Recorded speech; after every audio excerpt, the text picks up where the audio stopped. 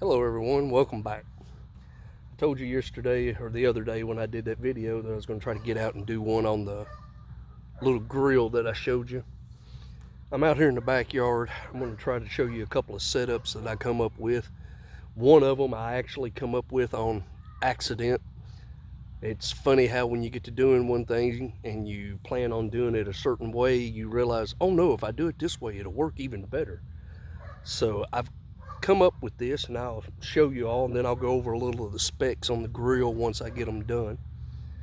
The first one I'm going to show you has got to do with a 3-piece cross set. I used my metal one because that's the only one that I had. I don't have any materials to make one out of wood, but you could do the same thing out of one made out of wood. I'll move you up here and show you what I've done real quick. Oh. All right, now understand that in real life of doing this, I would be using wire instead of string. What I've done is I've taken the grate and secured a piece of string to all 4 corners. I use string on this. Like I said, in real life you'd use wire. I didn't use wire because I didn't want a bunch of pieces of different length wire laying around. So that's why I'm using string. So just understand the concept of it. And then what I did, once I hooked all 4 of these, I come up here, and if you'll look,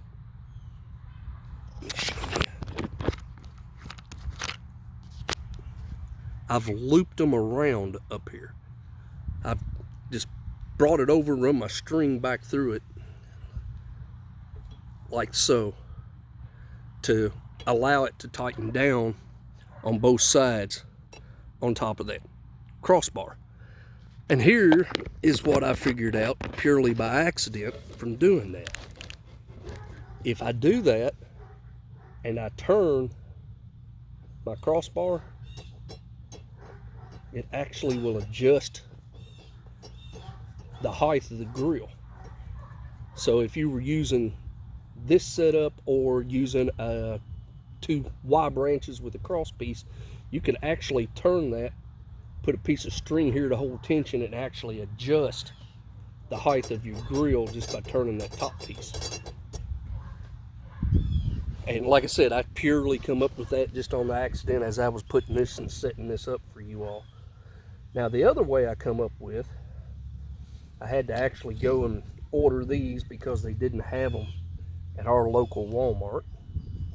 And then I modified them a little bit. You normally see people use these little cook grates. They set them on rocks on each side or on log on each side or something like that to hold them up so they can rake coals underneath of them. And me, being the person I am, I'm always thinking, what if?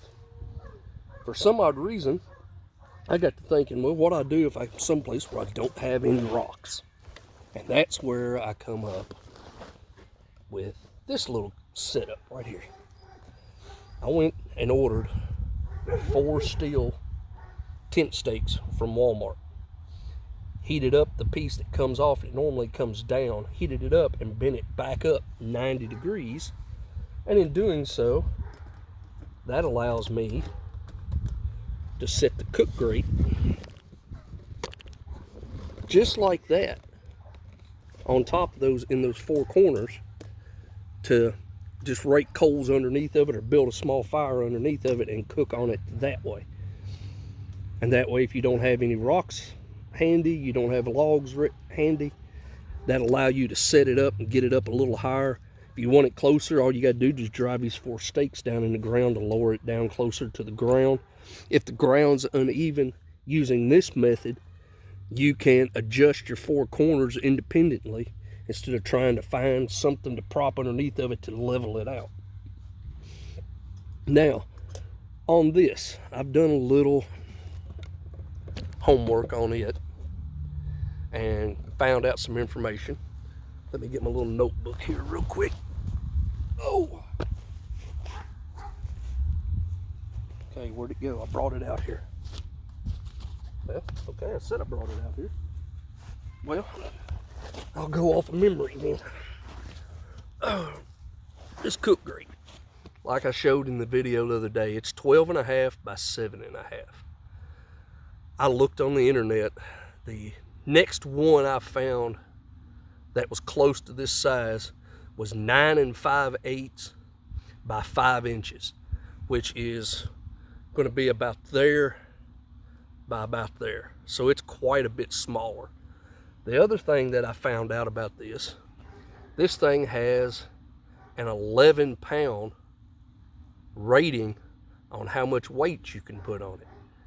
I don't know about you all, but I will never cook 11 pounds of food at one time. The advantage of having the bigger one is if you put a T-bone steak or something like that, or a 8-inch billy pot, it's big enough that the whole thing is set on there. You don't have to worry about it getting off to the side and flipping up on you. Weight-wise versus the smaller one that I found, the smaller one weighs in at 4/10 of a pound. I figured that up and done the conversion on it, and it's like, I think 9.5 ounces. This one weighs in at 11 ounces. So there's not a whole lot of difference in the size between them. But me, myself, I would rather have the few extra ounces and have a bigger one than I would have the smaller one and not have the room to put multiple things on it if I needed to. The good thing about the 4/10 steak method that I come up with on this, these tent steaks are 12 inches long, and all 4 of them will fit. If I can pull that out, right in the bag with the grill and seal up. Well, I hope you found this interesting. You all have a good day. Take it easy.